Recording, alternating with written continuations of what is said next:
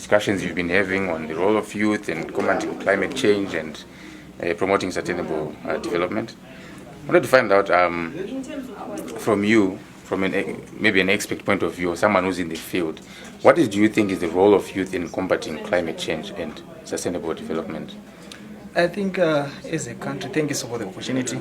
As a country, we are implementing quite a number of projects trying to climate-proof all our socio-economic sectors. So youths, in those, they can take part in those programs and projects. For instance, one of the projects is to develop what we call a national climate change learning strategy. So in that project, there are what we call priority actions. We are supposed to implement priority actions by the end of this year. So in those priority actions, we gave some resources to the youth, Africa Youth Initiative for Climate Change, for them to implement one of their actions, what they want to implement into rural youth groups in terms of capacity building, their capacity building. So we gave them the resources. So youth, they can take part in our programs and projects, be it our workshops, even the workshops. We recommend them to attend our workshops, and we even invite to most of our workshops so that they can attend and learn as well. Like for instance, this feedback meeting. We're having a feedback meeting. We funded 2 of our youths to attend the conference of youths and even the conference of parties on climate change. And now they are giving feedback to their fellow youth for them to be motivated, so that at least next time they will also attend and take part in climate change negotiations. Otherwise, they have a lot to do in our field, a lot. Yes. We've in recent years noticed that we're more vulnerable now. We've seen the cyclones, we've seen different weather phenomena happening. What do you think in the aspect of agriculture and food security? What do you think are some of the things that could be done? I know you've mentioned things like capacity building for communities. You've mentioned youth education. At a state or private sector, public sector level, in the food security, how can we best try and mitigate the vulnerability to? Okay, yeah. Thank you so much. I'm happy that we've noted that in Zimbabwe, we are an agro-based nation. We depend on agriculture for everything, for our food, for our incomes and everything. And right now, what we are promoting is a new technology known as climate smart agriculture. It's an agriculture that is climate smart in the sense that it promotes food production, one. Also, it has the components of climate change adaptation. It has also components of climate change mitigation. It's climate smart.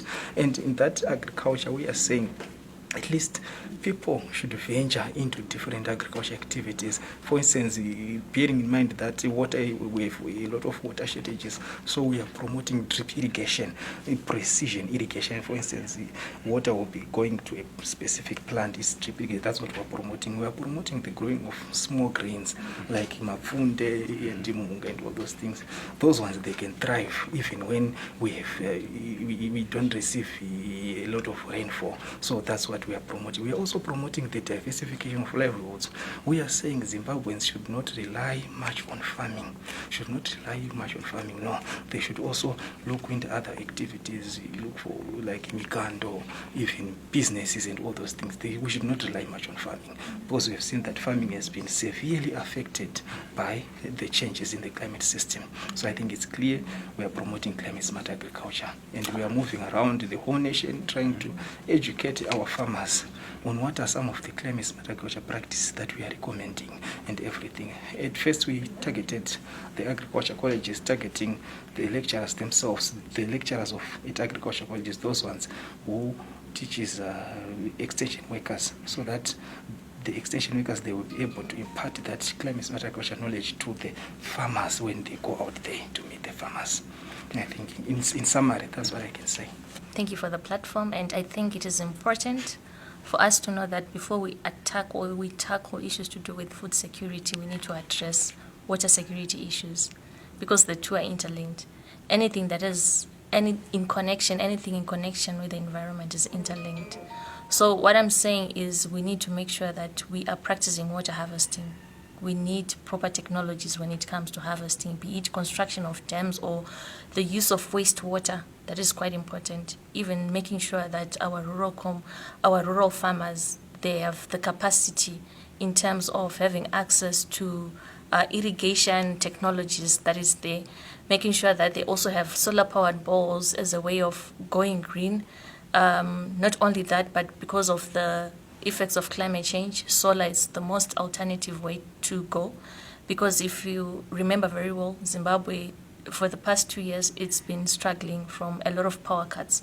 So imagine if you're a farmer and you're depending on electricity, it means that you do not have the right resources at that particular time that will make your products or your produce to grow. So by having solar, it actually makes the whole job easier.